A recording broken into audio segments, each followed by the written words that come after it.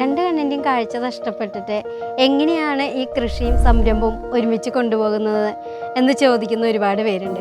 എനിക്ക് അവരോട് പറയാനുള്ള ഒരേ ഒരു കാര്യമാണ്, നമ്മൾ അതിയായ ആഗ്രഹം അതിനുവേണ്ടി പ്രവർത്തിക്കുകയും ചെയ്തു കഴിഞ്ഞാൽ നമുക്ക് ആ ലക്ഷ്യത്തിലെത്താൻ പറ്റും. ഏത് സംരംഭവും വിജയിക്കാൻ പറ്റും. അതിന് ഉത്തമ ഉദാഹരണമാണ് മഞ്ഞളിൻ്റെ പ്രോഡക്റ്റുകൾ ജനങ്ങളിൽ എത്തിക്കുന്നതിന് വേണ്ടിയിട്ട് ഞാൻ തുടങ്ങിയിട്ടുള്ള എൻ്റെ ഗീതാസ് ഹോം ടു ഹോമിൻ്റെ വിജയവും അതോടൊപ്പം തന്നെ എൻ്റെ നല്ല കസ്റ്റമേഴ്സും.